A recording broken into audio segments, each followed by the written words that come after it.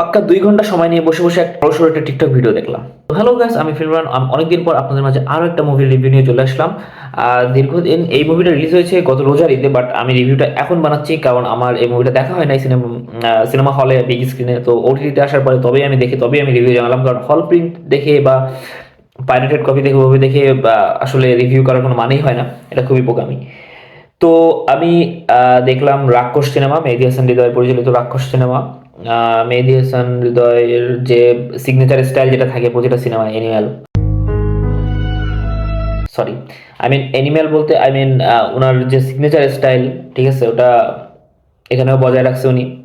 একটু luxury luxury ভাব দিয়েছে, সব কিছু ঠিকঠাক আছে। কিন্তু তারপরেও আপনার দেখে মনে হবে যে কেন আমি হুদাই এই মুভিটা দেখলাম। আহ, আমি তো এই সময়টা বসে বসে ইনস্টাগ্রামে রিলও দেখতে পারতাম, এটাও কাজে লাগতো। তো বিষয়টা হচ্ছে পুরো মুভিটা জুড়ে আপনার কাছে কেন জানি মনে হবে যে পুরো একটা 16:9 রেশিওর একটা বিগ বাজেটের একটা টিকটক ভিডিও, একটা না multiple TikTok video just callus করা। অনেক ইউটিউবে অনেক সময় টিকটক কম্পিলেশন ভিডিও দেখবেন না, এটাও কাইন্ড অফ সেটাই, যে অনেকগুলো টিকটক ভিডিওর একটা কম্পিলেশন ভিডিও বানানো। এবং এটাই হচ্ছে একটা সিনেমা। মানে কিসের কি কি আগা মাথা, কোনো ইয়ে নাই। ঠিক আছে, তো এটা এই কারণে অবশ্য বাংলাদেশের যে বক্স অফিসে বলতে হয়, বক্স অফিস যদিও নাই আমাদের, তো আয়ের দিক থেকেও এটা কিন্তু মুখ থুবড়ে পড়ে যায়। এই একটাই কারণ। মেকিং খুবই সুন্দর, মেকিং নিয়ে কোনো কথা হবে না, কারণ মেহেদী হাসান হৃদয়ের সিগনেচার স্টাইল, অ্যানিম্যাল, ওনার মেকিং তো আসলে বরাবরই সুন্দর হয়। তবে আমি বলবো এই সিনেমাটা না বরবাদের ধারে কাছে যেতে পারে নাই। ঠিক আছে, মেকিং থেকে শুরু করে পারফরমেন্স, প্রত্যেকের পারফরমেন্স প্লাস স্টোরি। স্টোরির বিষয়ে বলতে গেলে আসলে স্টোরি কোনো মুভিরই ভালো না, দুইটা মুভির স্টোরি আসলে সুবিধাজনক না, কিন্তু তারপর তুলনামূলকভাবে অবশ্যই বরবাদে গিয়ে। আর আরও একটা বিষয়, সেটা হচ্ছে অভিনয়ের ব্যাপারে। অভিনয়ের বিষয়টা হচ্ছে মানে আমার মাথায় এটা আসলো না, সিয়াম ছোটখাটো বিষয় বা নর্মালি যখন ফ্যামিলির মানুষের সঙ্গে কথা বলতেছে বা যে কোনো বিষয় হুদাই চিল্লাচ্ছে কেন? হুদাই চিল্লাইলে কি আলফা মেল পরিচিত মানে প্রকাশ পায়? এটা তো বুঝলাম না, এটা কিভাবে কি? ইভেন অ্যানিমাল থেকে যে অ্যাডাপ্ট করা বা তার আমাদের ডিরেক্টর সাহেবের যে প্রতীকটা অ্যানিমাল থেকে অ্যাডাপ্ট করা, ঠিক আছে, অ্যানিমাল মুভিতে অন্তত রণবীর কাপুর তো এত বেশি হুদাকামে চিল্লায় না, ওনারও তো এরকম চিল্লানোর কোনো ইয়ে নাই। তাহলে এগুলা কেন ঢুকাইছে?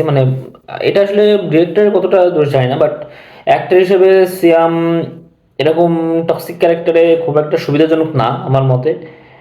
আহ, তবে সে ভালো, সে সব রকম এক্সপ্লোর করে, সব কিছু চেঞ্জ করে, সব কিছু তার ক্যারেক্টার শিফট করে বিভিন্ন ক্যারেক্টার সে এক্সপ্লোর করে, এক্সপিরিয়েন্স করে। তো এটা এটা খুবই ভালো, তাহলে সব রকম মুভি টেস্ট আউট ট্রাই করা উচিত। কিন্তু এরকম হুদাকামে চিল্লানোটা খুবই দৃষ্টিকটু লেগেছে। আর আরও একটা বড় বিষয় দৃষ্টিকটু লেগেছে, সেটা হচ্ছে আমাদের দাদি যে বানিয়েছিল, দাদি সুচরিতা, দাদির হাতে বন্দুক দিয়ে দাদিকে যেভাবে দেখানো হয়েছে, এটা আমার কাছে কেন জানি খুবই দৃষ্টিকটু লাগতেছিল।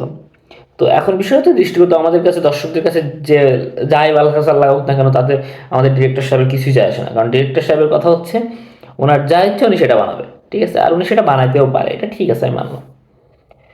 তো সব মিলিয়ে রাক্ষস সিনেমাটা দেখলাম, রাক্ষস সিনেমাটা মোটেও আসলে ওই যে রিল দেখার মতোই বলবো। যদি আপনার খুবই রিলস দেখার প্রতি অ্যাডিকশন থাকে বা টিকটক ভিডিও দেখার প্রতি অ্যাডিকশন থাকে, তো আপনি ওইগুলো না দেখে 2 ঘন্টা সময় নিয়ে আপনি মুভিটা দেখতে পারেন। আর যদি না থাকে তাহলে এটা মুভিটা দেখার কোনো দরকার নেই, ওদের টাইম ওয়েস্ট। তবে আমার একটা ড্রিম বলতে পারেন, এই ড্রিমটা যদি কখনো ফুলফিল হয় তাহলে আমি আসলেই বাংলা সিনেমার প্রতি খুব কৃতজ্ঞ থাকবো, এবং খুবই একটা অন্যরকম ফিল আসবে। সেটা হচ্ছে, ড্রিমটা হচ্ছে, যদি কখনো আমি ডিরেক্টর প্যানেলে বা ক্যামেরার পিছনে আমি কখনো যদি আহ, মেহেদী হাসান হৃদয় এবং রায়হান রাফি দুজনকে যদি একসঙ্গে দেখি, এবং প্রযোজক হিসেবে যদি আজিম হারুন অ্যান্ড শারমিন সুমি, এনাদের দুজনকেও দেখি, তো আমি মনে করি সেই সিনেমাটা পুরো ওয়ার্ল্ডে কাঁপায় দেওয়ার মতো একটা সিনেমা হতে পারে। ঠিক আছে, বিকজ বলা যায় যে রায়হান রাফির, দেখেন আপনি খুবই কম বাজেট হইলেও, বাজেট সবসময় যদি আহামরি খুব বেশি না হলেও, রায়হান রাফির ভিতরে একটা কিছু আছে যার ফলে তার প্রত্যেকটা সিনেমায় তাকে যে জনরাতে আপনি দিবেন, দেখেন থ্রিলার, অ্যাকশন প্লাস যে আর্ট ফিল্ম টাইপের সিনেমা যেটাতে দেন না কেন, সে কিন্তু সব জায়গায় অলরেডি এক্সপ্লোর করে এসেছে, এবং তার সবগুলা জায়গাতে সে যথেষ্ট ভালো পারফরমেন্স করেছে। তো ইভেন আপনি তার লাস্ট যে অ্যাকশন সিনেমা একটা ছিল, তাণ্ডব, শাকিব খানকে নিয়ে, তাণ্ডব সিনেমাটা দেখেন কি করেছে। হ্যাঁ, উনিও কিন্তু অ্যাডাপ্ট করছে, রোলেক্স থেকে অ্যাডাপ্ট করা বা বিভিন্ন জায়গা থেকে অ্যাডাপ্ট করা, ঠিক আছে।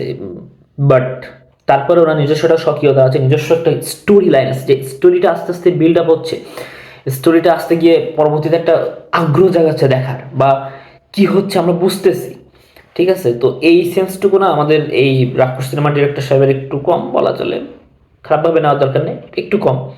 আশা করি ভালো হয়ে যাবে, সমস্যা নেই। তো এই জন্য আমি যদি কখনো না যে দুজনকে একসঙ্গে দেখি, তাহলে বুঝবো যে বাংলাদেশের একটা অভূতপূর্ব একটা অসাধারণ সিনেমা আসতে চলেছে। তো আজকের ভিডিও এই পর্যন্ত। ভিডিও ভালো লাগলে অবশ্যই ভিডিও চ্যানেলটা সাবস্ক্রাইব করে যাবেন এবং নিচে কমেন্ট করে জানাবেন যে রাক্ষস সিনেমাটি আপনার কাছে কেমন লাগলো।